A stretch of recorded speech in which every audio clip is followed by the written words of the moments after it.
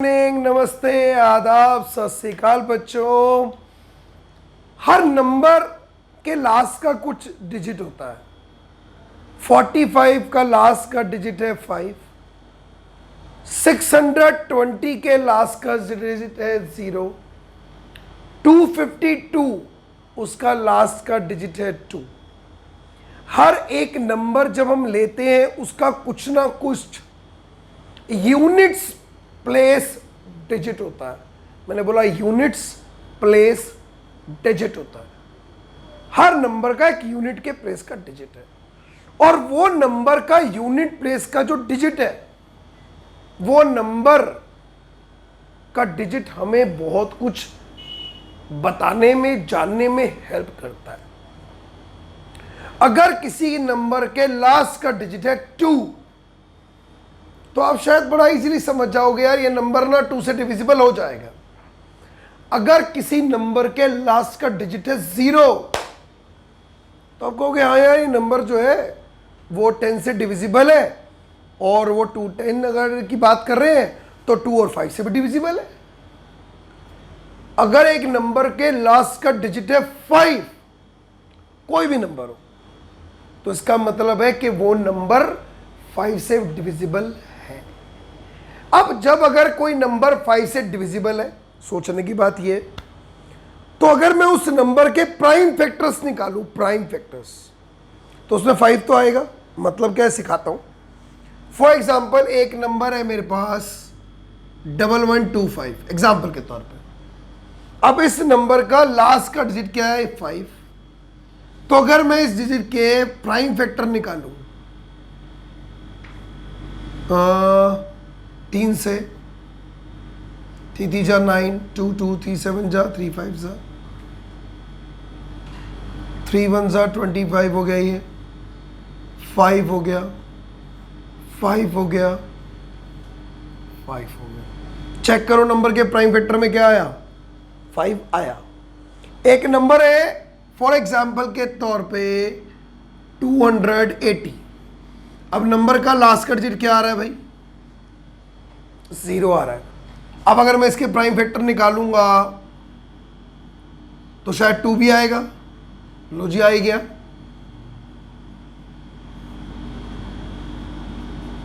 और 5 भी आएगा। लो जी, आ गया। क्योंकि ये नंबर 10 से डिविजिबल है, तो उसके प्राइम फैक्टर में 2 भी आएगा और 5 भी आएगा। सिमिलरली अगर किसी नंबर के लास्ट का डिजिट है 2, फॉर एग्जाम्पल 372, तो जब मैं 372 के फैक्टर करूंगा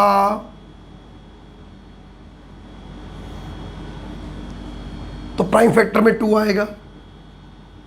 जी भैया आएगा, बिल्कुल आएगा, है कि नहीं, आया ना प्राइम फैक्टर में 2। तो यानी कि एक नंबर के आखिरी का डिजिट हमें ये बहुत बताने में हेल्प करता है कि वो नंबर किसकी टेबल में आएगा और उसके नंबर के प्राइम फैक्टराइजेशन क्या होने वाले। अंडरस्टूड। 5 की डिविजिबिलिटी में अलग, 0 में अलग, 2 में अलग।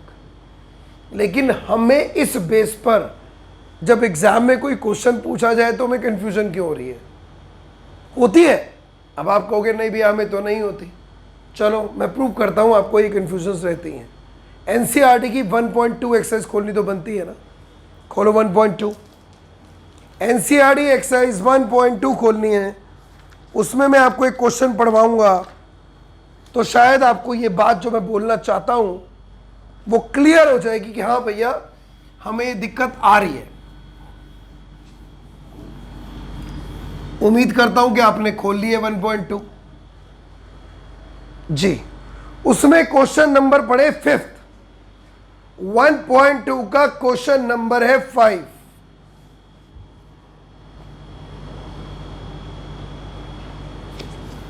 क्या कह रहा है आकांक्षा, क्वेश्चन पढ़ते हैं।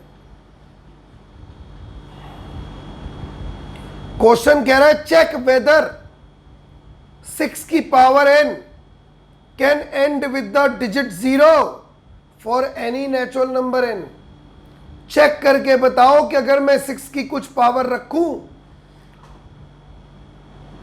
कुछ भी पावर, तो क्या वो डिजिट, क्या वो नंबर सॉल्व करके जो आएगा उसके लास्ट का डिजिट 0 हो सकता है? चेक करके बताओ। अब आपको सोचना क्या है, अगर किसी नंबर के आखिरी का डिजिट 0 है तो वो नंबर किससे डिवाइड हो जाएगा? खुद सोचो, क्या आएगा दिमाग में? 10 से। और 10 क्या, अगर वो 10 से डिविजिबल है तो उसके प्राइम फैक्टर में 2 भी होगा और उसके प्राइम फैक्टर में 5 जरूर होगा। होगा या नहीं होगा? अगर 2 और 5 दोनों है, इसका मतलब पॉसिबल है, इसका मतलब पॉसिबल है। अगर नहीं है तो पॉसिबल भी नहीं है। सिंपल। लेकिन इसे लिखना पड़ता है, लैंग्वेज बनानी पड़ती है इसकी। इसे मैथमेटिकली कैसे लिखें वो भी सिखाना जरूरी है। एक क्वेश्चन हमारी एनसीईआरटी की बुक में ऐसा ही और भी है। कहाँ है वो क्वेश्चन? चलो जी पढ़ते हैं। पेज नंबर 9 पर example number 5, page number 9, example number 5। सबसे बॉटम में देखो, नीचे की तरफ, सबसे बॉटम में देखना है। गुंजन सक्सेना, आप क्यों नहीं देख रही हैं?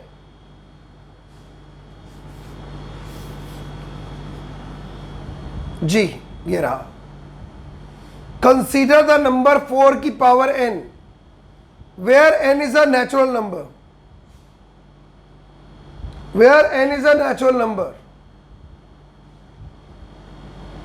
Check whether there is any value of for n for which 4 की power n can end with the digit 0, है ना? अब यहां पे तो डिजिट 0 का है। अब ये कोई एग्जाम में गारंटी नहीं है कि वो आपको डिजिट 0 के लिए पूछेगा। हो सकता डिजिट 0 पूछ रहे, डिजिट 2 पूछ रहे, डिजिट 5 भी पूछ रहे, किसको पता? क्योंकि उन्हें तो लगता है कि मेरे बच्चे बड़े समझदार हैं, मेरे बच्चे बड़े टॉपर हैं, मेरे बच्चों को बहुत कुछ आता है ना? तो आपको यह पूछना पड़ेगा किससे ऐड होगा या नहीं होगा। तो कैसे करेंगे? How should we solve that? तो हमें सबकी डिविजिबिलिटी टेस्ट देखना पड़ेगा। मेरे नोट्स में ये क्वेश्चन हाईलाइटेड करके दिया गया है और सारे डिविजिबिलिटी टेस्ट उसमें है।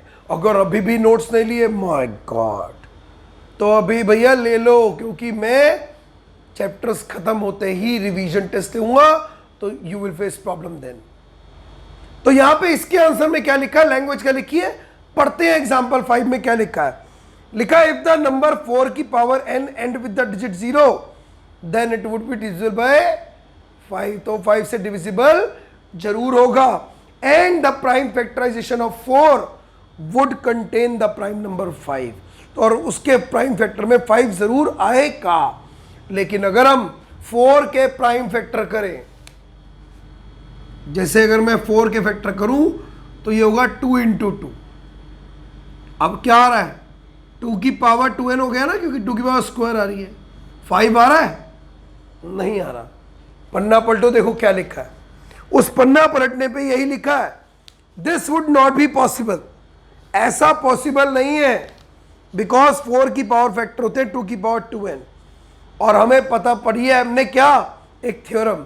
कौन सी? Fundamental theorem of arithmetic. क्या कहती है वो थ्योरम? कहती है कि दुनिया में हर कंपोजिट नंबर को आप प्राइम नंबर की फॉर्म में लिख सकते हो, लेकिन हर कंपोजिट नंबर के प्राइम फैक्टराइजेशन यूनिक होते हैं। यूनिक, सिर्फ सेम होता है ऑर्डर। तो जब हम अब 4 का पावर कुछ भी रख लें, 4 का पावर कुछ ही मतलब, लो यार मैंने 4 का पावर रख दिया 50। तो अब अगर 4 के फैक्टर में निकालूं तो 2 का स्क्वायर 50। तो भाई इसके ये आंसर आएगा, ऐसा नहीं कि सब 5 आ जाएगा। तो ये गारंटी है कि जो बेसिक नंबर के प्राइम फैक्टर होंगे वही रहेंगे। यही लिखा है, चेक करो। लिखा है so the uniqueness of the fundamental theorem of arithmetic guarantees that there are no other prime in the factorization of 4 की power n. So there is no natural number n for which 4 की power n can end with the digit 0. Right? एक ऐसे question आ गया exam में, देखना सारे। Check whether 8 की power n can and with digit 5 for any natural number possible है। कैसे करेंगे? If a number end with digit 5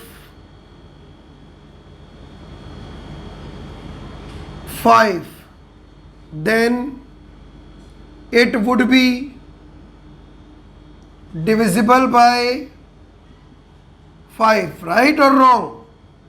And the prime factorization of 8 की power n will contain 5, but 8 की power n is equal to 2 की power cube n, है ना? There is no 5 नहीं है ना? So uniqueness of fundamental theorem of arithmetic